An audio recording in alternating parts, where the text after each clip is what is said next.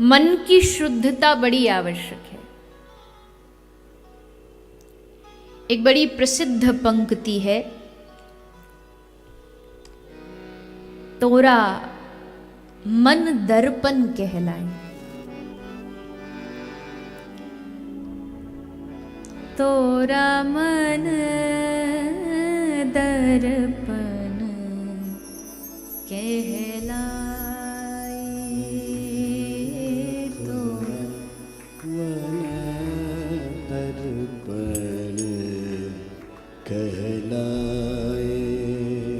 शीशा किसी से झूठ नहीं बोलता, दर्पण किसी की चापलूसी नहीं करता, दर्पण किसी से रिश्वत नहीं लेता।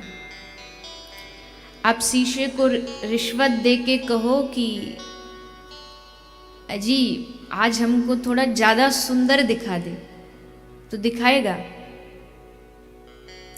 वैसा ही दिखाएगा जैसा आप हो।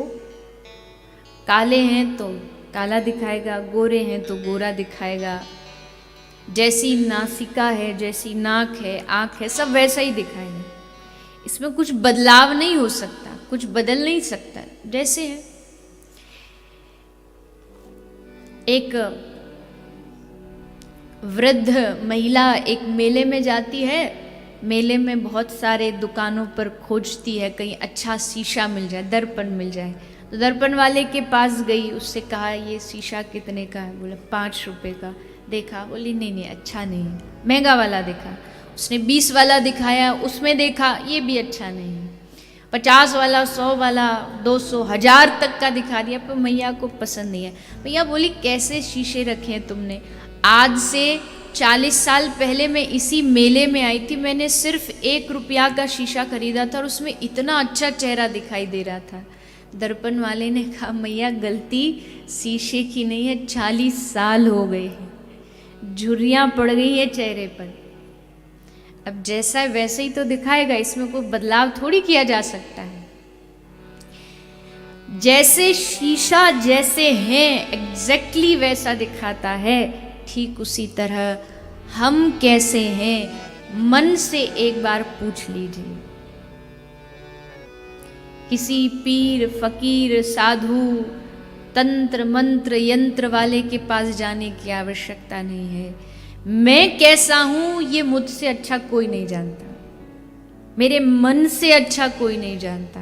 मैं देवता जैसा हूं, मैं दैत्य जैसा हूं, ये मेरा मन जानता है। मैं कितना भक्त हूं, मैं कितना अभक्त हूं, ये सब जानता है मेरा मन। हम दुनिया को धोखा दे सकते हैं पर मन को नहीं दे सकते। इसको सब पता है, इसको सब पता है कि आप बैठे कथा में हो, पर मन हो सकता है ये भी कहीं घूम रहा हो। मुझे और आपको दिखने में लगेगा कि आप यहां बैठे हो, पर मन जानता है वो कहां है। ये मन की सबसे बड़ी कृपा कह लीजिए।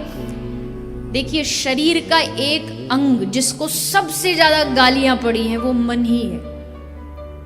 सबसे ज्यादा ताने मन को मिलते हैं। राम भज सुन सठ मना, अरे मूढ़ मन, अरे मूर्ख मन, कितनी कितनी सुनाई जाती है मन को। ये मन बड़ा चंचल है, कैसे तेरा भजन करूं, जितना इसे समझाऊं उतना ही मचल जाए। पर ये भी मत भूलिए, अगर इस मन को सबसे ज्यादा सुनने को मिला भी है तो ये भी याद रखिए कि ये मन ही है जो हमें भगवान तक पहुंचा सकता है। ये मन मंदिर बन जाता है जब इस मन में आकर के श्री हरि विराजमान हो जाते हैं। अभी इस मन में कौन बैठा है? कौन बैठा है? पूछ लीजिए अपने अपने आप से। किसी को बताने की क्या आवश्यकता, खुद मन बता देगा। एक कोने में थोड़ा सा पैसा बैठा है, एक कोने में थोड़ा सा परिवार बैठा है, एक कोने में थोड़ा सा सम्मान बैठा है। ऑलरेडी जो मन है वो फुल है। अब भगवान आए तो आए कहाँ? आने के लिए तो वो तैयार है, पर वो तो चाहते जगह तो मिले तब तो मैं आऊं, स्थान तो चाहिए।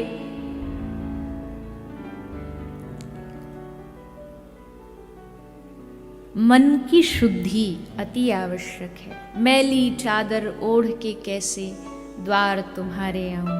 अगर मन अशुद्ध होगा, मन मैला होगा, तो भगवान तक पहुंचेंगे कैसे? मन की शुद्धि तो आवश्यक है। और मन की शुद्धि कैसे होगी? मन को शुद्ध करने का आपने सोचा, कपड़ों को साफ करने का डिटर्जेंट आता है, शरीर को साफ करने का साबुन आता है, बालों को साफ करने का केमिकल आता है, लेकिन मन को शुद्ध कैसे करना, ये हमने कभी नहीं सोचा। इस मन की धुलाई कैसे होनी चाहिए? तन तो साफ है, तन तो रोज नहा लेते हैं। हाँ, थोड़ी ठंडी पड़ रही है तो नहाने की जगह ड्राई क्लीन कर लेते हैं।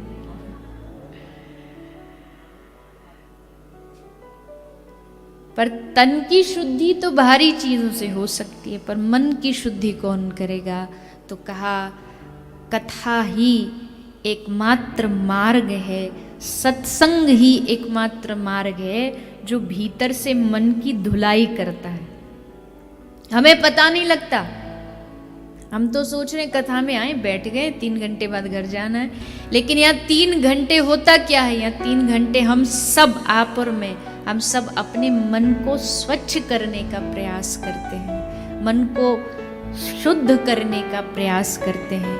और याद रखिए, भागवत सिद्धों को जन्म नहीं देती है, भागवत शुद्धों को जन्म देती है। कथा सुनने से सिद्ध नहीं बना जाता, कथा सुनने से शुद्ध बना जाता है।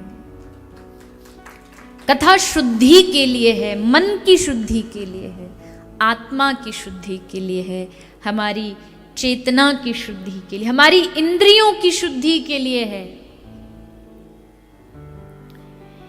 ये 5 घोड़े माने 5 ज्ञानेंद्रियां हमें अपनी ओर खींच रही हैं, बलात् खींचती जा रही हैं। उन इंद्रियों को संसार की ओर से हटा के श्री हरि के चरणों में लगा देना, यही भगवान की कथा का काम है। तो